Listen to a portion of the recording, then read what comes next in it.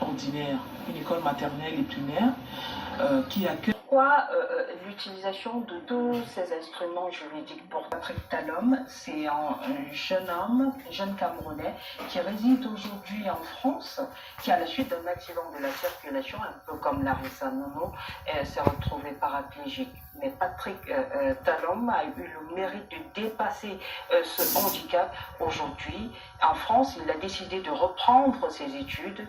Il séjourne actuellement au Cameroun. Nous sommes allés le rencontrer. Question de comprendre pourquoi ce jeune homme continue de garder le sourire et a dit non au handicap.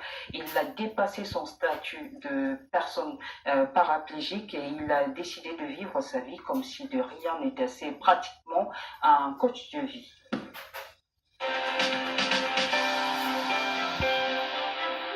La beauté en quoi là?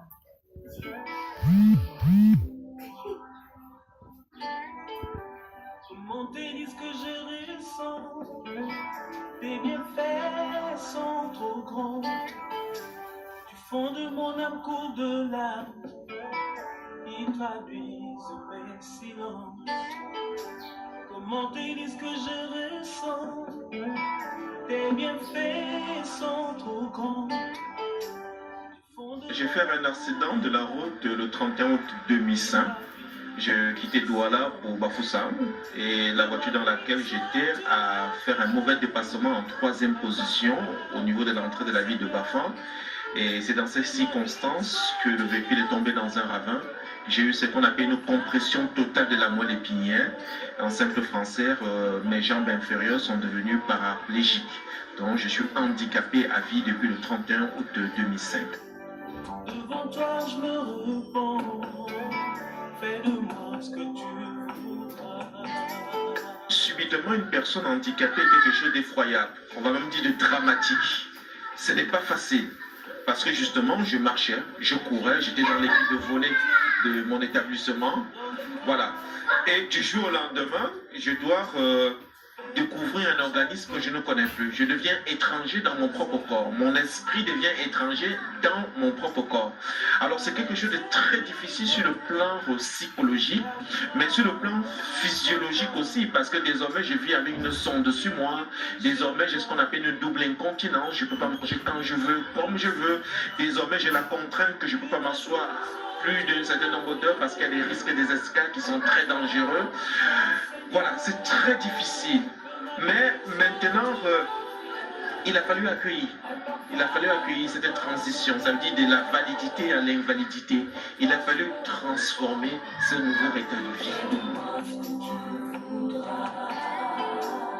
Devant toi je me repens, fais de moi ce que tu voudras. Une question qui m'a été souvent posée, mais quelle est ta force, Patrick? Alors je dirais, il y a plusieurs réponses. La première chose, c'est que je suis croyant d'abord. Il y a quelque chose qui échappe au rationnel. Parce que je ne peux pas expliquer comment moi, qui étais le jeune garçon qui venait d'avoir 2 baccalauréats, qui était à moins un mois de mon voyage sur Paris, qui fait un accident, et j'arrive à garder le sourire parce qu'en fait le sourire est devenu ma petite recette de chaque jour. Me lever avec le sourire, me coucher avec le sourire et distribuer le sourire. Alors, qu'est-ce qui fait ma force? Première chose, c'est la grâce. Il y a quelque chose qui m'échappe.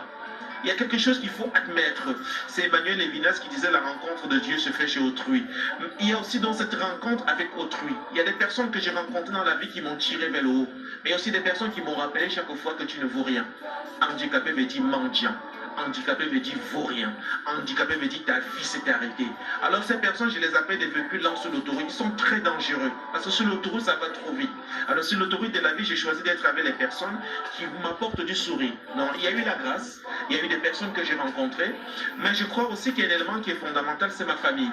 Contrairement à des autres personnes en situation de handicap que j'ai souvent rencontrées, qui sont rejetées, qui sont cachées, qui sont accusées de sorciers, j'ai une famille qui a fait bloc autour de moi. Vous avez entendu des enfants qui sont en train de crier tout à l'heure et tout ça. Ça dit, même aux plus petits enfants de la maison, ils ont accepté mon handicap. Ils ont dit, tonton, on ne va pas te laisser tomber, on va être avec toi. Et ça, je peux vous dire, c'est un paradis de savoir qu'on a une famille qui nous aime, une famille qui nous accompagne. Mais enfin, il y a aussi un dernier élément qu'il faut oser le dire, les soins sur le plan médical. Parce qu'aujourd'hui encore au Cameroun, beaucoup de personnes en situation de handicap, particulièrement l'handicap moteur, ça veut dire quand on parle de handicap moteur, ça veut dire que la moelle épinière a été par exemple touchée, meurent à cause des escarres. Meurent parce que tout simplement, ils ont une infection urinaire, ils n'ont pas les moyens pour se payer un péniflex. Vous imaginez encore à Douala, le péniflex c'est un embout qu'on met au niveau du sexe masculin pour pouvoir faire sortir les urines. Alors ça coûte encore 3500. Le protocole demande qu'on utilise un par jour. Combien de malades peuvent s'offrir un péniflex à 3500 par jour? Donc il y a le coût aussi d'entretien. Et là j'ai dit merci. Merci aux anges de la vie qui de temps en temps sont passés en disant bah, tiens voilà un péniflex pour toi. Merci aux parents qui ont dit à un moment aujourd'hui je ne m'achète pas une chaussure, je ne m'achète pas un habit, je veux que mon fils ait un coussin anti-escar. Je vois que ces 4 éléments sont en grande ensemble. Maintenant peut-être on me dira qu'il y a ma résilience, il y a peut-être aussi ma volonté. Ça c'est vrai. Parce que vous aurez beau recevoir tous les compléments du monde, vous aurez beau recevoir tous les médicaments du monde, s'il n'y a pas une envie de lutter, une envie de dire ma vie vaut le coup d'être vécue, s'il n'y a pas une envie en disant je ne suis pas handicapé sur le plan mental, même si mes pieds sont handicapés, alors rien ne doit marcher. Donc il y a eu une envie de lutter, une envie de croquer la vie, une envie, Victor Hugo disait vivre ce combat. Ne me laisse pas seul, sans toi je ne suis rien, ma vie dépend de toi, tu es mon créateur. 10 ans après mon accident, voilà, j'ai fait le choix de rentrer à Rome en Italie parce que j'y ai été déjà dans les années 2000 pour pouvoir dire ici tout a commencé quelque chose de spécial dans ma vie spirituelle. Donc je suis rentré à Rome avec le pèlerinage de Pape François et au cours de ce pèlerinage également je suis passé par Paris et voilà, avec mon frère cadet on s'est dit ben, pourquoi ne pas retourner à l'école cette année? Et c'est comme ça que j'ai décidé de retourner au banc. 13 ans, 12 ans, 10 ans plus tard après mon accident. Et depuis 2 ans, je suis à l'Université catholique de Lille, je suis en faculté de biologie où je prépare actuellement, cette année je dois valider en principe ma licence, mais le but est de pouvoir faire un doctorat qui portera sur le thème du handicap. Et en France, je vis seul. Je dois me laver, je dois me vêtir, je dois aller au marché, je dois faire la cuisine. J'ai refusé de manger en Europe. Parce que j'ai dit, même sur un fauteuil, j'ai le droit de pouvoir avoir la meilleure de connaissances pour revenir dans mon pays et participer à donner un sens. Et c'est pour ça que j'ai dit merci à votre chaîne, parce que venir aussi vers moi, c'est parce que vous prenez conscience de la condition de la vulnérabilité. C'est parce que vous voulez être aussi une chaîne citoyenne. C'est parce que vous vous dites aussi, vous devez vous engager dans ce champ du handicap. Et j'ai dit merci à LTM de pouvoir dire, nous aussi, nous allons défendre la cause des personnes en situation de handicap. On ne va pas les regarder comme des mendiants. On va dire, il y a un potentiel en eux. Et c'est ce challenge fou que j'ai décidé de relever loin en France. Bien évidemment, je fréquente là-bas, mais je vis au Cameroun. Si Dieu m'a mis un rêve dans ton cœur, écris-le, garde-le comme un trésor. Dans un premier temps, on me dirait que j'ai la chance. Mais j'ai dit, mais la chance ne rencontre que les conditions pour pouvoir s'épanouir. Lorsque vous dites à Dieu, envoie la pluie, il faut quand même mettre une bassine pour que la pluie puisse être recueillie. Voilà. Je suis rentré à l'école, comme beaucoup d'autres jeunes aujourd'hui peuvent choisir de rentrer à l'école. Ce qui est une vérité, c'est que les conditions dans lesquelles les personnes en situation de handicap sont dans certains pays d'Europe et d'Amérique sont des conditions assez meilleures. À New York, par exemple, l'ensemble du métro de New York, par exemple, est adapté pour les personnes en situation de handicap. La majorité des universités en France sont adaptées pour pouvoir aller à l'école. Par exemple, tous les 2 heures, je dois arrêter mes cours pour aller aux toilettes pour vérifier la sonde que je suis moi et mon degré d'incontinence. Ça, c'est très important. Beaucoup d'étudiants encore en situation de handicap ici à l'université au Cameroun ont des difficultés de pouvoir aller d'un amphi à l'autre à cause des escaliers. On a également au Cameroun le fameux statut des personnes en situation de handicap qui n'a jamais été, le décret d'application n'a jamais été signé, ce qui crée des grands entorses. Beaucoup de personnes en situation de handicap, par exemple au Cameroun, ont une carte d'invalidité, mais cette carte d'invalidité ne les permet pas vraiment de pouvoir s'épanouir. Et à côté de cela également, il ne faut pas se le mentir. On a tellement cultivé le culte de la mendicité chez les personnes en situation de handicap, en telle enseigne qu'ils ne s'imaginent pas qu'ils ont d'autres potentiels. Albert Einstein disait encore, si vous dites à un oiseau qui ne sait pas, si vous dites à un poisson qui ne sait pas voler, toute sa vie croira qu'il n'est qu'un oiseau. Et pourtant, il est censé s'épanouir dans un fleuve. Alors, beaucoup de personnes en situation de handicap n'arrivent pas à développer leur potentiel, tout simplement parce que les conditions administratives sont parfois très compliquées. Mais de l'autre côté, il ne faut pas se le mentir. Je n'enferme pas souvent le débat de la difficulté sociale au Cameroun avec les personnes en situation de handicap. On a un gros problème de paupérisation au Cameroun. L'ensemble de la population souffre. L'ensemble de la population passe par des moments difficiles. Du coup, les couches vulnérables comme celles des personnes handicapées, celles des personnes âgées, deviennent encore plus vulnérables parce que non seulement ils font partie de l'ensemble de la population, mais ils doivent en même temps subir cette difficulté à laquelle ils s'opposent, celle de leur handicap. Et ça, ce n'est pas toujours facile. Et c'est pour ça qu'il faut travailler aujourd'hui à avoir une nouvelle vision sur le handicap au Cameroun en disant le handicap peut être une chance. Chance, pas dans le sens qu'on a perdu ses jambes ou bien on a perdu ses mains, mais chance dans le sens qu'on peut regarder la vie autrement en se disant moi aujourd'hui, Patrick, je le dis, je n'ai pas de jambes, mais j'ai encore des mains. Et peut-être j'aurais pu ne pas avoir des mains, mais j'ai encore une bouche. La preuve, je suis en train de répondre à votre question et d'autres personnes ne peuvent pas le faire parce que justement, ils sont des sourds-muets. Alors, je dirais donc qu'il y a toujours une grâce qui se cache, mais il faut savoir aller chercher cela. Il faut savoir aussi pouvoir mettre en valeur le potentiel qu'on a. Aujourd'hui, j'ai écrit 9 livres, mais je n'ai pas écrit 9 livres en attendant qu'on vienne me donner un stylo. Pendant les 9 ans que j'étais couché chez mes parents, je me suis mis à écrire. En 45 ans, j'arrive en faculté aujourd'hui, je ne mets qu'en valeur quelque chose qui est déjà là. Aujourd'hui, je suis en train de boucler un film documentaire, mais ce film documentaire, je l'ai tourné sans financement. Je l'ai tourné sans financement pendant 4 ans. Il a fallu porter avec le réalisateur pour y arriver. Donc, pour dire, il y a un travail qu'il faut faire à 3 niveaux au Cameroun. Ça veut dire déjà sur le plan étatique, que l'État puisse mettre en place un certain nombre de dispositions et des dispositifs. Il y a un travail qu'il faut faire sur l'ensemble de la population, sur le regard qu'on porte sur une personne en situation de handicap. Permettez-moi de le dire, même si on va prendre quelques minutes de plus, au Nord-Cameroun encore, il y a des personnes qui naissent en situation de handicap à cause de l'albinisme et qui sont tuées parce que ça fait peur d'être un albinos de ce côté-là. C'est quand même encore scandaleux qu'au XXIe siècle, des gens meurent tout simplement parce qu'ils sont des albinos. Encore au Cameroun, beaucoup de personnes meurent à cause du cancer de la peau parce qu'ils sont albinos, parce qu'ils n'ont pas tout simplement des lunettes de soleil ou bien des crèmes pour se mettre sur le corps. Alors, donc, il y a ce regard qu'il faut porter sur la population pour que la personne en situation de handicap ne soit pas toujours regardée comme la personne qui veut 100 francs. Ou bien quand je t'appelle, c'est parce que je veux que tu me dépannes. Voilà. Et enfin, il y a le troisième travail à faire, c'est au niveau des personnes en situation de handicap nous-mêmes. Nous sommes tous des collègues, mes frères, mes soeurs. À l'heure, si on doit travailler sur le, comment tu souvent dans le langage du quartier, à l'heure, si nous-mêmes, on doit regarder notre part de responsabilité.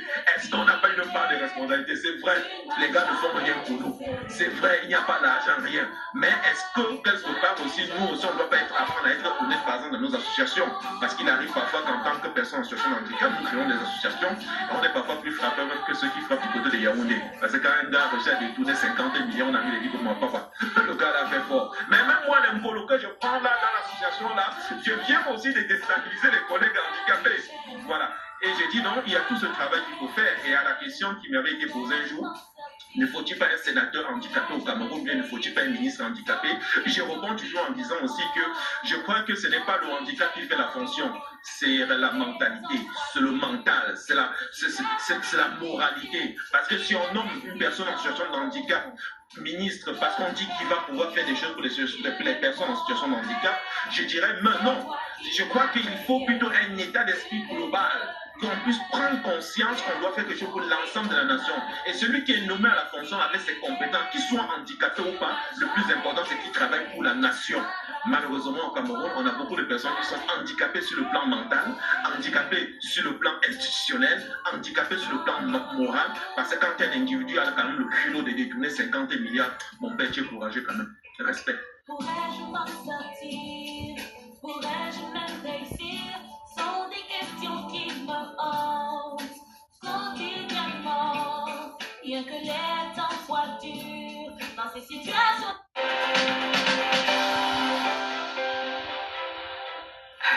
Nous sommes de retour sur ce plateau-là, mais c'est dit, hein, Patrick Talon, toi qui nous regardes en ce moment, merci pour cette intervention. Réaction après cette intervention de Patrick? En tant que chrétienne, je dis juste Amen. Chapeau bas, Patrick. Il n'y a pas plus belle leçon de vie, de courage, j'ai dit tout à l'heure à l'entame de cette émission que avoir un enfant en situation de handicap, c'est une chance. C'est une chance. Il y a 2 ans, à l'occasion de la Journée mondiale de sensibilisation à l'autisme, l'ex-secrétaire général des Nations Unies, Ban Ki-moon, a dit l'autisme, une chance pour l'emploi. Vous voyez, il remplit, Patrick est un condensé de tout cela. De Une boule d'énergie, un rayon de soleil. Ouais. Tout ce que nous apprenons dans la vie, tout ce que nous apprenons en tant que chrétiens dans la Bible, tout ce qui est dit en politique, tout ce qui est... On vous a senti ému pendant qu'il est... Oui, très ému. Je veux dire, quelle chance de connaître quelqu'un comme ça. Quelle chance que le handicap ait pu transformer un être humain de cette façon-là. Je veux dire, si c'était à refaire, j'aimerais avoir... Et il le dit tout haut, il dit aujourd'hui je suis la meilleure version de moi-même. Hélène Bissombi, réaction après Il me semble bien, comme le disait déjà Mélanie, mais j'ai beaucoup d'admiration pour lui. C'est quelqu'un qui a su faire de son handicap une force, qui n'a pas voulu baisser les bras. En fait, c'est l'objectif que nous recherchons auprès de nos cibles. Il a dit quelque chose de fondamental. La plupart des personnes handicapées se laissent mourir, si on peut s'exprimer ainsi, pensent que la vie ne vaut plus la peine d'être vécue. Il a bien dit, il a perdu ses membres inférieurs. Et son mental est là, son intellect est là, la preuve. Il a écrit de nombreux livres durant cette période. Il prouve par là qu'on peut perdre l'usage d'un membre, mais on n'a pas perdu toutes les autres fonctions, puisque il y a beaucoup, la tête est fonctionnelle, les autres membres sont fonctionnels. Donc c'est à travers lui que je voudrais inviter la cible que le ministère des Affaires sociales gère à être ce Patrick Talon, à se prendre en charge, à ensemble, parce qu'ils sont dans les associations, vous l'avez entendu, mais c'est pas toujours la même cohésion qui y règne. Qu'ensemble, ils regardent vers la même direction pour œuvrer avec le ministère social à leur bien-être, à leur intégration, à leur équilibre psychosocial. Marissa Nono. Je suis très heureuse de suivre Patrick parler. Déjà là, ça me va droit au cœur puisque c'est aussi ce que moi-même je veux et c'est ce que moi j'aime faire parce